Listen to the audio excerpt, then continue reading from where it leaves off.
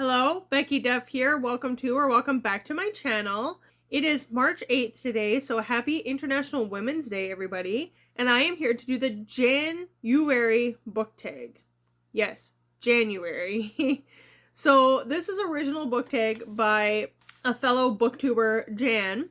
I originally saw this book tag on Sid the Bookworm's channel, and then I was watching the Literally Dead Book Club's live show for Finley Donovan Jumps the Gun, and Jan was on there, and I'd seen her before, but I decided to click on her channel and watch a couple videos and saw that her January book tag was there, and I was like, oh yeah, that book tag, but I felt like it was too late to do it, and I commented kind of jokingly and saying, is March too late to do the January book tag? And she said, no, I would watch it. So here I am to do it. It's pretty short, so I'm just gonna dive right in. And of course, her video will be linked down below. The book tag is just kind of a review of what you did last year and what you're planning to do this year. So the first read of 2022, I read The Nowhere Girls, which is over here somewhere. I read that for the Buzzword-a-thon, which was like who, what, where, when, why. So Nowhere Girls. And I heard somebody else talking about it on BookTube, and it was really interesting. And it's like a group of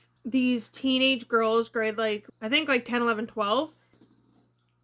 They decide to fight back against like sexism and sexual harassment and stuff like that. They start this group anonymously. A couple of these girls get the school emails for all the students and start this group, and a bunch of girls start meeting together, but no one knows like who leads it or anything like that. It is just like somebody will just take charge at one of the meetings kind of thing. And yeah, they decide to go on like a sex fast and things like that because they want to show that women have the power kind of thing, and that guys can't just like take advantage of them. There's some really interesting conversations there about it, because some of the girls are like, you know, in high school you think everybody's having sex with everybody, and then some of the girls are like, no, I've never had sex, no, I'm still a virgin. And there's another girl there that's like, but I want to have sex, I don't want to go on a sex fast, I enjoy it, that's my choice. And there's some really good conversations there about those who choose to wait and those who are open about their sexuality, but it is something that they want to do and they don't feel that pressure to do it. And yeah, there were some really good conversations there, and definitely good for the teen audience that it was written for, but I enjoyed it. And the last book of last year I read, according to my Storygraph, was The Last Battle, so that's appropriate for the last book, which is the last book in the Narnia series. So I finished that. Whoa, there's my baby.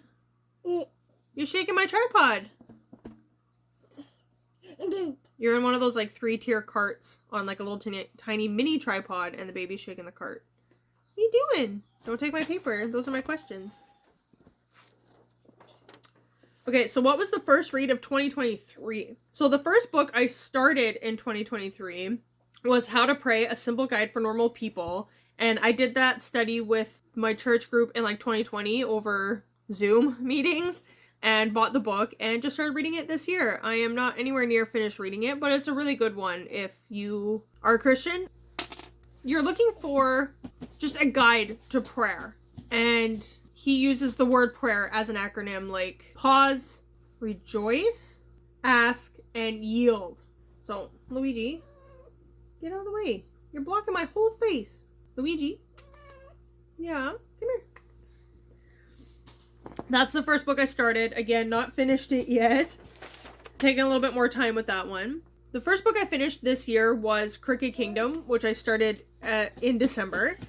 And then the first book I started and finished all in 2023 was I'm Glad My Mom Died by Jeanette McCurdy.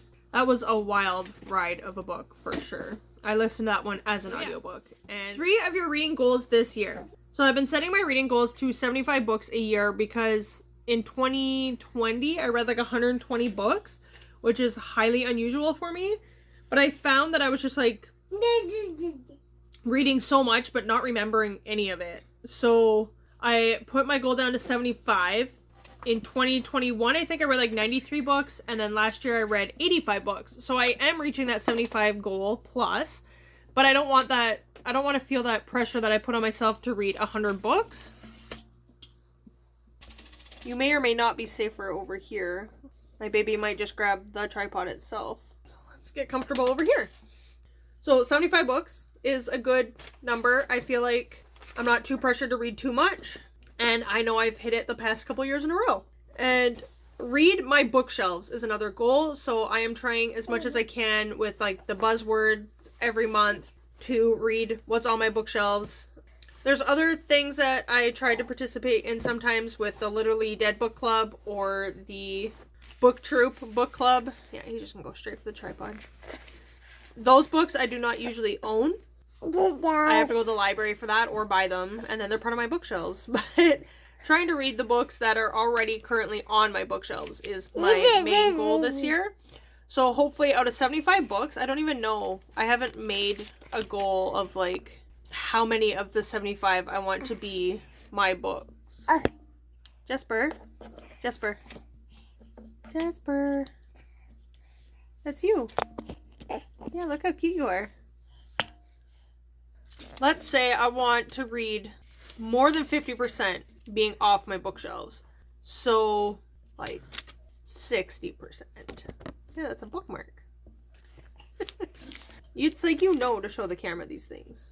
Track what I spend on my books. So, I'm writing down, my husband bought me the Always Fully Booked yearly, like, weekly planner thing from Little Inkling Designs. I'll link that down below too. It's beautiful.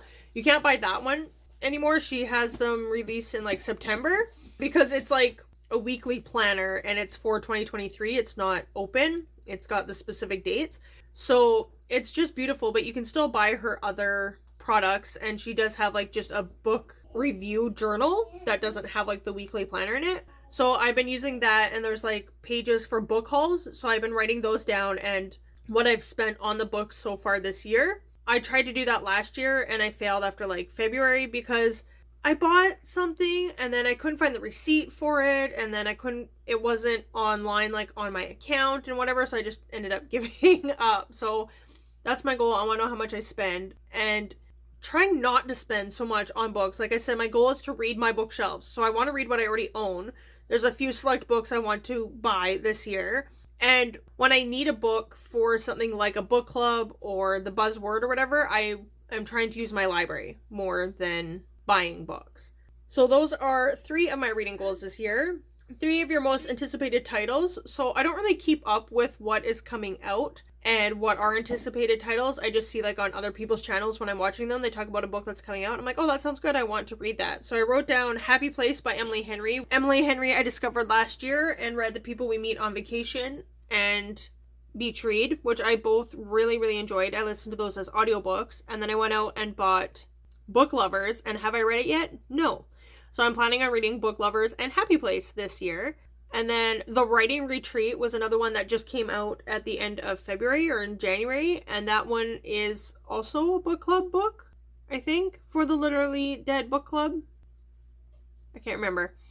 But that one I am anticipating. I just got the audiobook for that one from my library. And then another one I heard of is The Neighbor Favor by Christina Forrest, which sounds like a really cute romance, but can I tell you what it was about? What it's about? No. It's another writer's one, I believe. This year is all about writers and book lovers and reading books about that, apparently. But I am excited for The Neighbor Favor. It just sounds really cute. What goals did you reach or not reach last year? So I did read the 75 plus books. Like I said, I think it was 85 books in total last year. And then I did not reach tracking my book spending. Like I said, I gave up in like February. So trying to do better about that this year. That was about it. I don't have a whole ton of bookish goals. This one doesn't say bookish, but I'm just going with the book tag, it being bookish. So new releases this year, you have No Desire to Read. So Spare by Prince Harry. I like reading memoirs, and like I said at the beginning of the year, I read I'm Glad My Mom Died. But Spare, I've heard Brie from the Locked Booktition and Ashley from the Bookish Realm both talk about it, and it just doesn't sound very good or interesting. I do like reading about or I shouldn't say I like reading, but I like watching the shows about like The Crown and royalty and stuff like that, but I'm not interested in reading the book. And also Hellbent, which has such a creepy cover with the rabbit. It just freaks me out. Because it's a dead rabbit. Not because rabbits freak me out. Rabbits are adorable. But I never read the first book. Was it Ninth House or something? And I don't have any interest in reading Hellbent.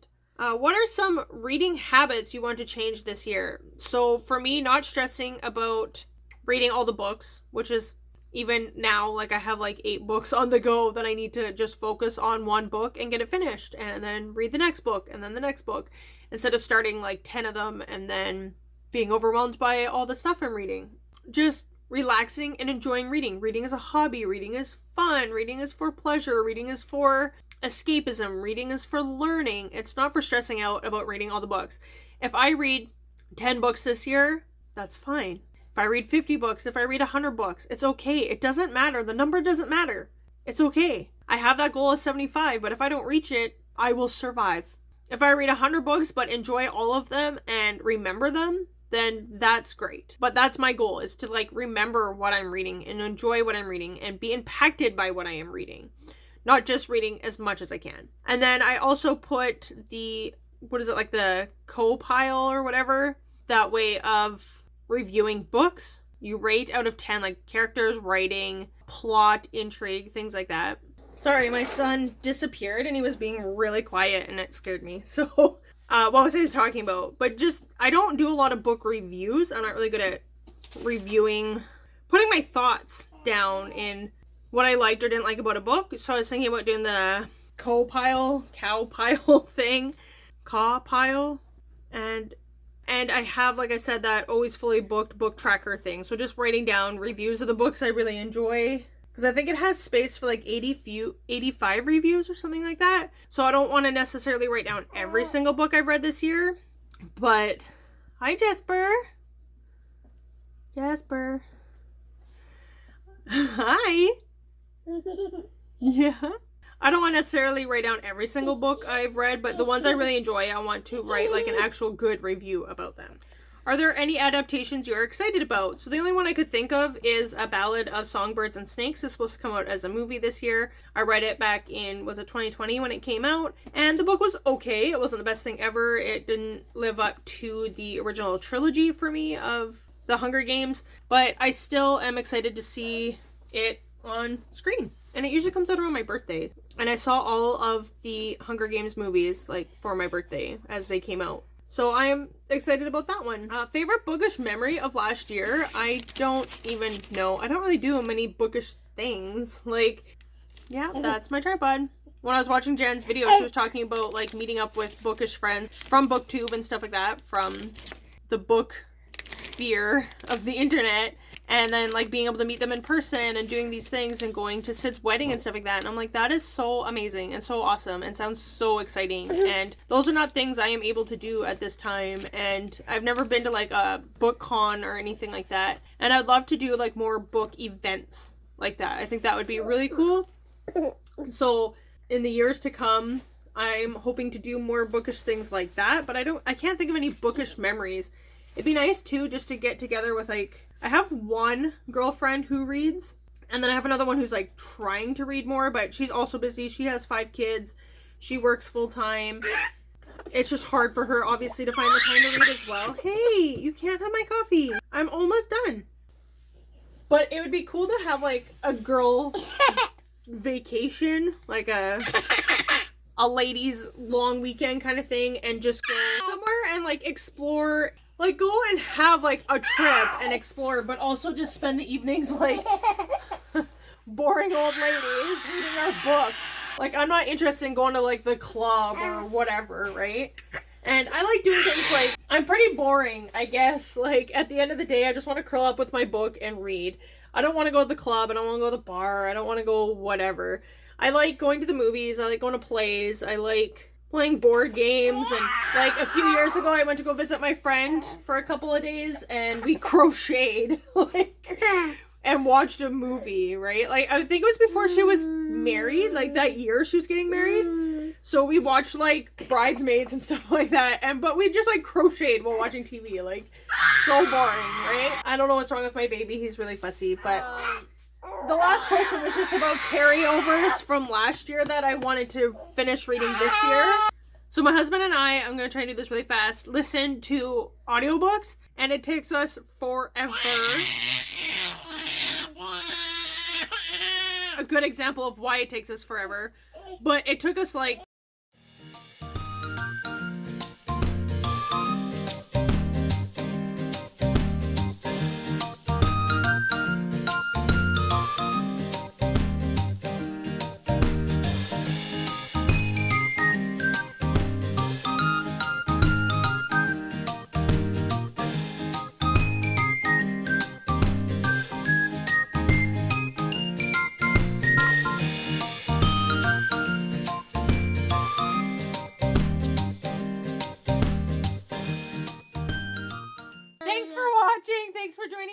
Whisper. Comment down below if you have done this book tag or if you want to do this book tag. It's already March, so that's okay.